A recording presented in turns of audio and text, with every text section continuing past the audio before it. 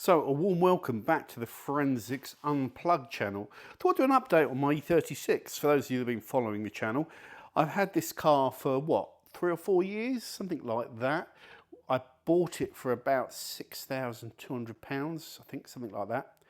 I paid about £6,200 to have a full respray done on it, which some of you will think is a lot of money, but it was not just sort of a respray, it was like digging out rust in the arches and replacing the boot lid, respraying that and fitting the spoiler on it and all that. And it was a full bare metal glass out respray. And I think they did a really good job, not an easy job. And at that price point, I was really happy with the job they've done. That clear coat, still nice and shiny, it's not shrinking back or anything like that. So very good job that was done at Duke's in Middleton.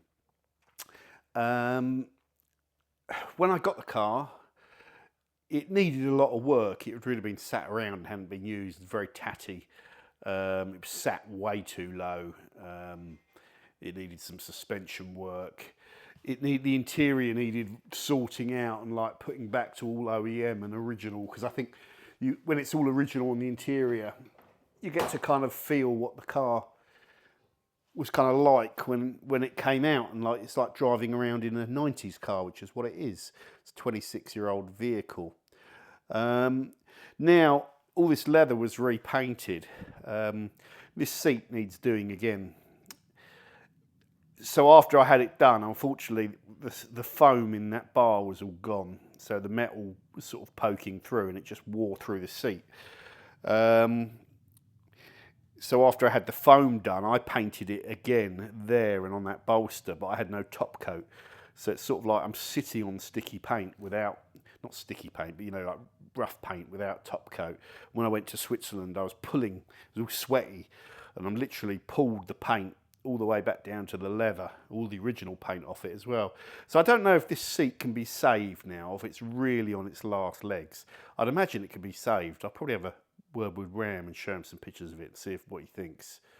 But it's either get rid of these seats and try and get some Vaders, like some beige Vaders, or which cost a lot of money, reupholster them, or just like try and really strip down as much of this dead paint as you can off of here, because it's all cracking. The leather's kind of like really like taken a pummeling over the 150,000 miles it's done, but I think it's probably savable. I don't know. I'll speak to Ram about that. The rest of the interior is all really good. I got a new gear knob for it, and I got a new second-hand steering wheel for 25 quid, which was in immaculate condition. I redid all the stereo, put it original sort of OEM look back to it, and it's just a lovely car to sit in and drive. It's comfortable. Like the seats are comfortable, but you can sort of drive it aggressively. It's a great sort of like everyday usable car with just about the right amount of power that you've heard me say it before. You've got to rag it, like you redline this car, which is fun because you get to really enjoy just putting your foot flat to the floor for a change, rather than kind of with modern cars like my M4. Like you would never just put your foot to the floor because it'll bite your head off. And it's dangerous, and the traction control would kick in because there's so much power going through it, and there's some sort of modern turbocharged engines. I'm starting to sound like an old wine connoisseur, but like modern turbocharged engines with all that power, you're never on it. You're always, say I'm going for a spirited drive around Goodwood with that car, rather than just putting my foot flat to the floor and just like, driving it really aggressively, you're sort of always cautious, and you're like feeding on the power slowly and only going to half throttle. And just as you get a sense of speed, you have to be quite heavy on the brakes because you're going so fast. So really, I think a fun road car for me is something that's not too powerful and doesn't have really wide kind of amazing tyres. I got these, did a review on those Falcon ZH, the new ones, the N914s, I think, I can't remember, or N3, the new ones, and they're okay, but they can slide around a little bit, but they're good. Yeah, I did all these seals as well because they were all rotten, which is a really common problem on E36s. I did the headlining because it was all sagging. Ram refinished, I think, all of the interior apart from the dashboard. So we had all the rear seats out and they got all painted. You know, they were in a bad way. And all that's lovely. So it's a lovely car to get in and just kind of live. You know, just kind of live in. Just got the mats out and just cleaning them. Yeah, I love driving it around. Now, what else needs to be done on it? I put a Super Sprint race back box on the car because it just had a stock BMW one, which is a bit duff. And I just didn't have much money, so it was about sort of 700 quid or something, which isn't cheap, but stuck it on the back, and it was always a temporary thing. And I think at some point, because I'm going to be keeping the car, a full new exhaust system where I can get a lovely rasp. At the moment, that's quite a nice sound, but it's a little bit, it's not droney, but it's a little bit, because I've just stuck it on the back, it's a little bit kind of, I don't know, a little bit moany rather than raspy, you know, and revvy, which is what I want. I don't want any pops and bangs and all that bag of spanners on the overrun, you know. That's just, to me, I can't understand that, but each to their own, whatever. But you wouldn't have that with this car. You get that on the modern BMWs, don't you? See them driving around. Like they lift off the throttle and then you just get all this. That would be like worse than having a blown engine, nearly.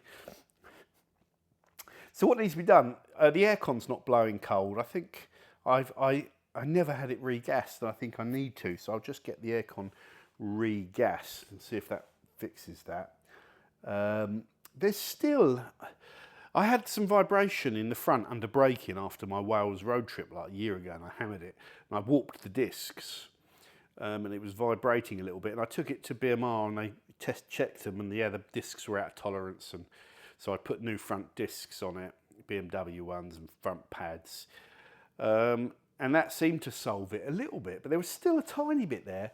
And then when I was in Switzerland, I noticed a bit of vibration still, but it doesn't do it all the time. They did mention there was a bit of play in the steering rack, and I think that might be contributing to it. So, yeah, I don't know. So I just need to get that investigated and maybe replace the rack with the, what's it called? The purple, the E36 one, the purple plus or whatever it's called. I can't remember what it's called. But with a slightly faster rack, because the E36 rack is quite slow. Though you don't want to change the characteristics too much of this car, but I don't know. I'm open to improving it. It doesn't have to remain completely stock. It's on coilovers anyway. So,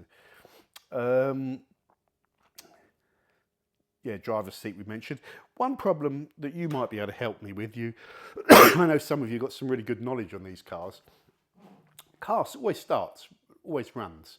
But when I run the car and drive it for say half an hour, then I go and stop, you know, and then get back in the car and start it up and drive it again. For about 3 or 4 minutes, the idle goes a bit low and it can stall, you know, if you let the idle drop. And then after driving it for 3 or 4 minutes, that seems to go away. You know, give it a bit of a blast and it goes away. It sounds to me like MAFI, the mass airflow sensor. I put a replacement mass airflow sensor on it when I bought it, and that helped. I don't remember why. I think because it was really doing that a lot, wasn't it? When I did all those videos, it was really stalling all the time. So I put a new MAF on it, but maybe it's MAF.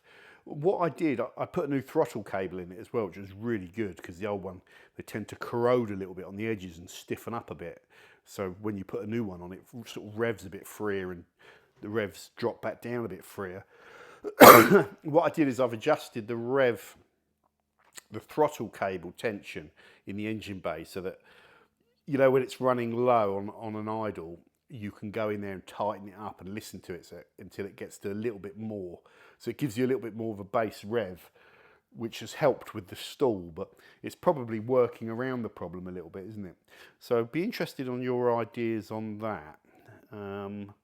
If it's MAF related or some other sensor related, vacuum leak, but you'd be in misfire territory there, and it's not misfiring, it runs really smooth. Don't know. I might take it down to BMR for them to look at that. The other thing I've noticed, it happened in Switzerland a few times, if I'm out and it's a warm day, or even if it's a cold day actually, and I get stuck in traffic for quite a long time and I'm on the clutch and it's not driving. You know, it suddenly the temperature can start creeping up. It did it in Switzerland. It went, a little light came on because it got right up to the top, and I was like, oh Jesus! So I stick the aircon, or not the aircon, the heater on, and put the temperature on full blast, and it's going brrr, and it blows out kind of cold air, and then suddenly it'll blow out hot air, and then the temperature will just drop back down to normal running level. So does that sound like a thermostat to you, that the thermostat's not opening properly? I don't know why. I remember that on old cars. You would turn the hot air on and it would drop the engine down. Or is that a fan problem? Maybe the fan's not working. Don't know. Yeah, maybe thermostat or fan or something. Don't know. You tell me your thoughts on that. The only other thing I think long term that I want to get done is perhaps the rear subframe that was a little bit crusty, but I pressure washed it all down. It doesn't even come up as an advisory now. Last time I've had it MOT, and it is fine, but it is just a bit crusty original suspension, and I think BMR, could take my suspension, my subframe components, and then give me like new rear subframe that's been, not new, but one that's been powder coated, and then like, lower pans with the little trays in them for the spring, the lollipops or whatever they're called, and do that. But the suspension, there's no like funny knocks or anything like that. So I think essentially the suspension's all good. And I took it to BMR a while ago, a couple of years ago, I think it was, and just said, like, can you inspect it and just sort out anything you think needs doing? So there were some bushes, like trailing arm bushes and things, and drop links and all that, control arms that, would all replace front control arms. So, all the suspension should be pucker. But yeah, there's always bits, anti-roll bar bushes and stuff that can go. And so every now and then I think it's worth just taking it to a garage and getting them to get it up on a ramp and torque up all the wheels, jag them all around and see if they can see, any warm bushes and stuff like that. So I'll probably get that done as well. But I'll probably get that subframe and, all those suspension components on the rear swapped out for powder coated ones. Other than that, I mean, this car is really reliable. Cringe to say it, because probably next time I go to use it, it won't start or the engine will blow up. It just seems really reliable. You get in it, it starts and it drives. And like, I trust it. I took it to Switzerland and I ragged the living bejesus, the living daylights, scared the living daylights out of her. She scared the living daylights out of me. It was redlined around there. You can redline the engine on this and just drop the clutch. And I've had the clutch done as well. You just lift your foot off the clutch and just see what happens. I love the fact that this car is quite simple. When you get in there, you just turn the ASC off, which is its primitive form of traction control that's on the air intake system, and it cuts power that way. But turn that off so that it's not interfering with, when you want to have some fun. So it's not interfering with the drive. And it's such a simple car. It's such a mechanical car, cable throttle, lovely 6-cylinder engine with, it's not powerful, like I said, but it's a reasonably light car. What is it, 1250 or something like that? I don't know, you tell me. But it goes okay, it goes, like I say, it's about the right amount of power you can have on the road.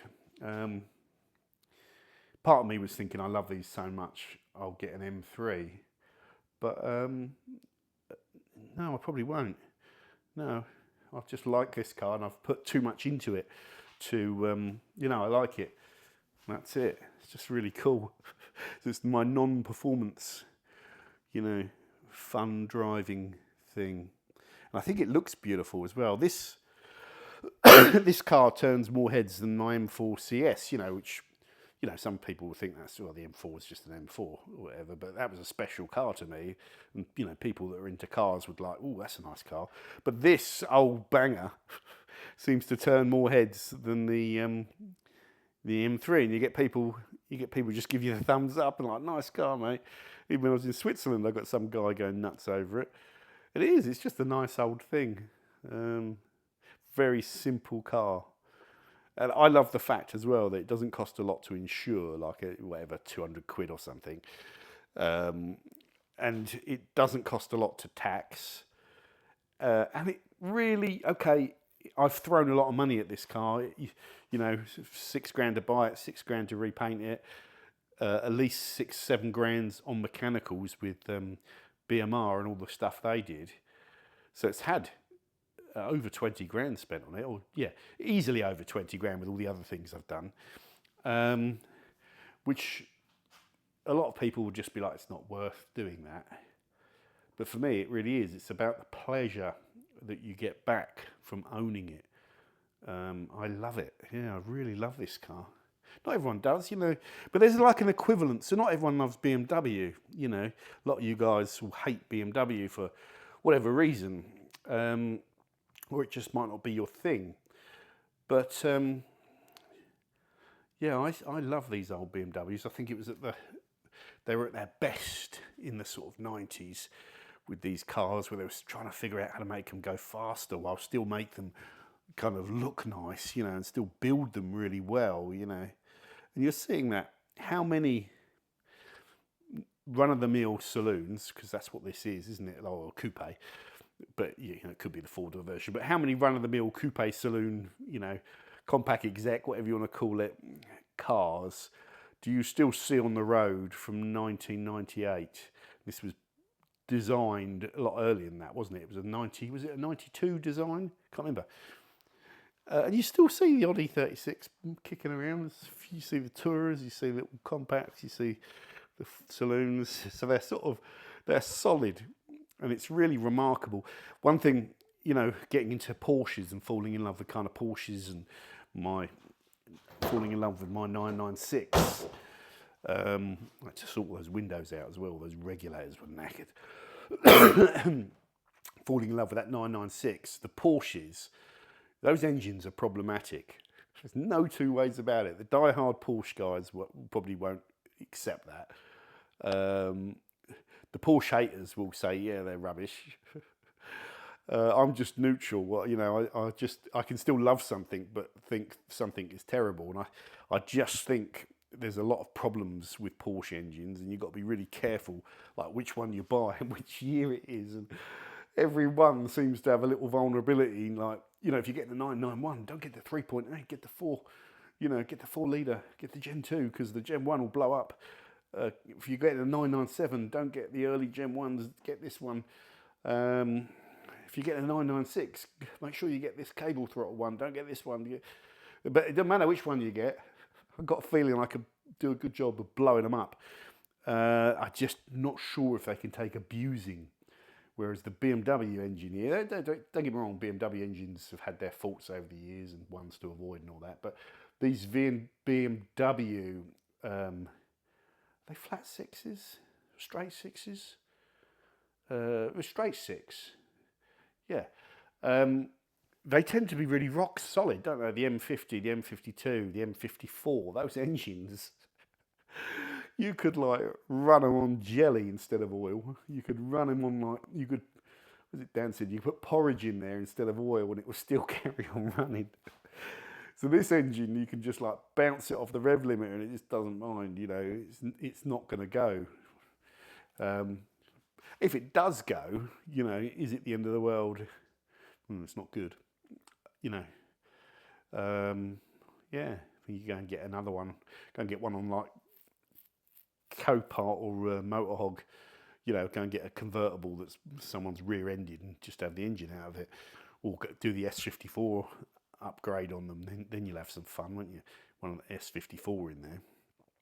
So yeah, and I like the characteristics of the BMW engines, the normally aspirated engines as well.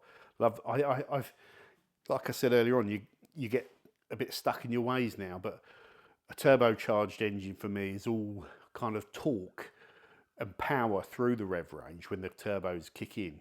The BMW turbos kick in quickly, so you still get a good sense of, you know, still a nice experience, but it's more torque than revving, whereas the naturally aspirated ones, you've got to wring them out, and it's that wringing them out as opposed to the acceleration and the speed, you know, that you're getting there, the torque. It's the wringing out of an engine which is the nice bit. And on the road, you want to be, like I say, you want to be foot to the floor, not, Jesus, this thing's a bit too quick. So yeah, that's where I am with this. The downside is I can't put any money into this car at the moment because every penny I'm getting goes into my Save the Porsche fund. So the update on the red Porsche is the same as it was when I told you about it. Barnsport will be doing the work in November, or not in November. They'll be doing it. They've started it already, but it won't be finished till November. And that suits me down to the ground because I'm saving the money up. So I'll have the money, and I've budgeted. You know, I know it's going to be at least 17 grand because, you know, a normal Hartec rebuild is what, 12 plus VAT, but this isn't a normal Hartec rebuild. They're just going to be doing the block work. It's going to be a lot of extra upgrades. So the bare minimum is it's probably going to be about 17, but there's already things I know that I need doing while the engine's out. So I'm trying to work towards saving about 20 grand, which is, you know, I've never spent 20 grand on repairing anything. So it's a lot of money for me. And it means, you know, for the whole of 2024, everything I do is really saving towards it. And I already had some money to start with. So I'm over halfway. I'm well over halfway. I'll probably be at about 12, 13 grand soon. And then, you know, I've got the home straight till up to November to get the rest, and I'll figure out a way of getting it. Even if I have to sell some stuff, whatever. Yeah, so I can't spend any money on the E36 really this year, so I just keep it going, MOT it. I've got a list of all the things I need to get done on it, and I'll get them done and keep enjoying this. Really nice. Did think about getting the old, you know, like the old proper raised up BMW M Sport spoiler, whatever it's called, with those little bits. But no, I think I like it as it is. Yes, it's just kind of quite subtle, isn't it? It's just kind of like a black, shiny. It's got good paint on it. It should have really. I haven't done anything special to make that paint amazing. It's just the nature of fresh paint. But it's not all swirled up. It's dirty at the moment, but you know, it's not all swirled. Even if I come right in, there's a little dirt spot. But you know, it's good. It's good paint. There's some greasy fingerprints on there where I had a cup of coffee on it. But the paint's good, which is important to me. Yeah, it's not kept. You know, a lot of people say you always, well, you really keep a good car. You can't tell how good a car I keep from YouTube. This car is not particularly. It's just kept clean. It's kept, you know, clean. The paintwork's kept generally good, but it gets dirty, and it's, you know, if you got it to a detailing studio and looked around it, there'd be bits on it probably that could be improved. You know, you could probably finish out the bumpers better than I have, and all that. But just for the standard that I'm happy with, it's really good. You know, but it's not. It's far from a show car. That drive to Switzerland really, you know, really got hammered. The car gets hammered. You get little dinks on it, little stone chips. You know, little tiny ones, bits of bug etching and all that. But managed to get most of that out. But yeah, it'll always be just a nice example, I think, of a BMW that I'm driving, that I can get in. And because it was a bit of a rotter when I bought it and it was far from perfect, I'm not overly precious about it. And like the idea of if I ever sort of caught something and really scratched the paint, I know the people that did the paint work can just get it back, you know, so I can always get it repainted. Whereas if I went and bought a new car, you know, if I went and bought like a 718 GT4, you know, not that I can afford it, but I'd be so heartbroken if I ever had to have a panel repainted, because it's never as good as the OEM paint, and like, it's never the same. And it's, once you've damaged that OEM paint, it's sort of like the fact it's all been repainted and everything just sort of fits in with my level of, you know, my level of preciousness about the car, if you like. So, yeah, I really enjoy owning the E36. Should you buy an old car nowadays? It's funny, isn't it? The automotive industry really loves to get us to buy new cars in the UK, and we're one of the most, we have a high turnover of new cars and company cars, and a lot of our older cars get sold off and go abroad and stuff like that. But it's not particularly environmentally friendly to be buying cars every 2 or 3 years, is it? To still be driving around in a 26-year-old car, it's ULEZ exempt. And these cars are almost becoming like disposable items, aren't they? That you kind of buy them and then they're almost built to last. They're built to get you to about 100,000 miles, and then at that point they know the value in the car's gone. So what's the point in making cars that are still solid at 100,000? Because no one wants them. The 99% of people don't want cars beyond 100,000. They just want a low mileage car that they feel is reliable. But really, the most economical thing you could do is buy a car. Imagine if I'd bought this 26 years ago and just driven it and maintained it. You're really maintaining all the rubber bushes in the suspension and the bodywork and the metalwork and getting your engine serviced and having all the serviceables done. But you'd still be driving the same car in 26 years' time.